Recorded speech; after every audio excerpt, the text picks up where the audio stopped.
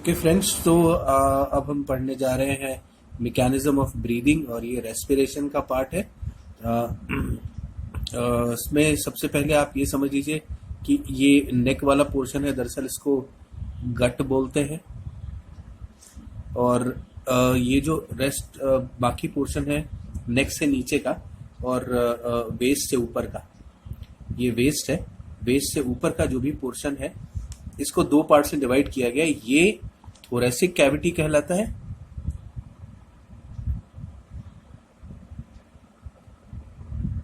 और ये abdominal cavity कहलाता है।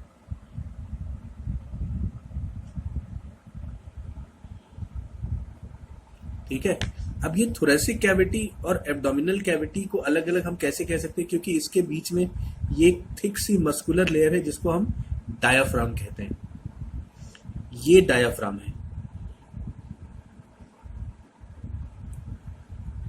दरअसल सारा काम ये इसी की वजह से होता है। रेस्पिरेशन पूरा, ब्रीदिंग का पूरा जो मैकेनिज्म है, रेस्पिरेशन तो अलग चीज हो गई, लेकिन ब्रीदिंग का जो भी सारा काम है वो इसकी वजह से हो रहा है।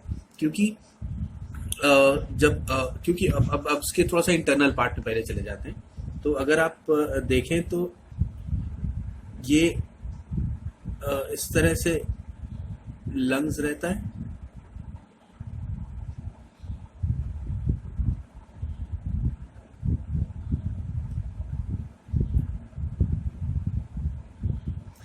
इधर वाला लंग्स का ये वाला हिस्सा थोड़ा छोटा होता है बिकॉज यहाँ पे हार्ट सिचुएटेड रहता है। ठीक है,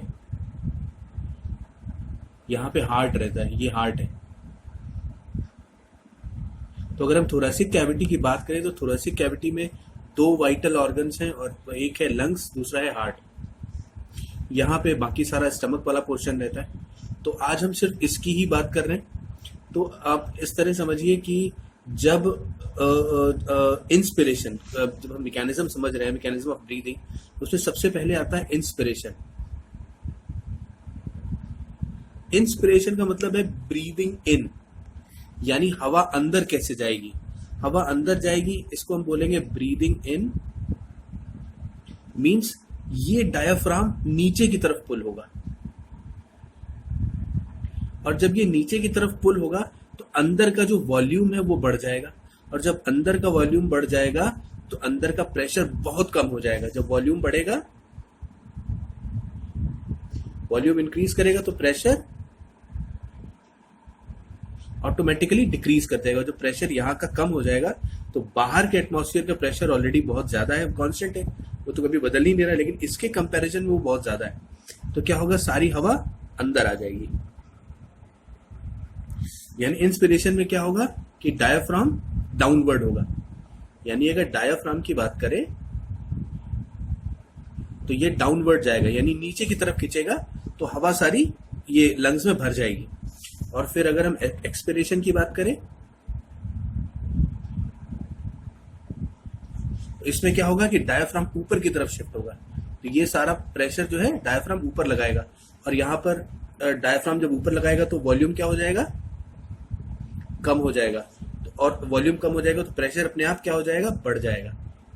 और जब प्रेशर बढ़ जाएगा तो क्या होगा, बाहर का प्रेशर तो कांस्टेंट है लेकिन अंदर का प्रेशर ज्यादा है। तो हमेशा एयर जो है हायर प्रेशर से लोअर प्रेशर की तरफ इंक्रीज करती है। तो एयर अंदर से बाहर की तरफ निकल जाएगी, यानी एयर बाहर निकल जाएगी। यानी डायाफ्राम जब अपवर्ड जाएगा तो एक्सपिरेशन होगा, यानी एयर आउट जाएगी, ब्रीदिंग आउट। इसको इसीलिए कहेंगे हम ब्रीदिंग आउट। इसी को आप समराइज करके कह सकते हैं कि इसी को मैकेनिज्म ऑफ रेस्पिरेशन कहते हैं। मैं इसको वापस समराइज कर देता हूं कि ये थोरेसिक कैविटी है, ये एब्डोमिनल कैविटी है। अभी सिर्फ हम थोरेसिक कैविटी की बात करें। थोरेसिक कैविटी के अंदर दो वाइटल ऑर्गन्स है, पहला लंग्स है, दूसरा हार्ट है। इसीलिए जो लेफ्ट साइड वाला जो लंग है वो थोड़ा छोटा होता है, क्योंकि उस साइड पे हार्ट भी थोड़ी सी स्पेस लेता है। जब हम इंस्पिरेशन करते हैं, यानी कि डायाफ्राम जब नीचे की तरफ डाउनवर्ड जाता है तो अंदर का वॉल्यूम बढ़ जाता है, और जब वॉल्यूम बढ़ जाएगा तो प्रेशर ऑटोमेटिकली कम हो जाएगा। जब प्रेशर कम हो गया तो बाहर का प्रेशर तो कांस्टेंट है, लेकिन इसके कंपैरिजन में वो ज्यादा है, तो हवा अंदर की तरफ आ जाएगी, यानी ब्रीदिंग इन हो जाएगा।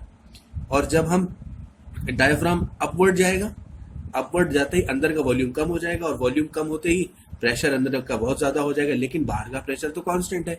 अंदर का प्रेशर ज्यादा है तो डिफ्यूजन हमेशा हायर प्रेशर से लोअर प्रेशर की तरफ जाता है, यानी अंदर से हवा बाहर निकल जाएगी। इस तरह से इस पूरी मैकेनिज्म को इंस्पिरेशन और एक्सपिरेशन कहते हैं। तो ये है पूरा मैकेनिज्म ऑफ ब्रीदिंग।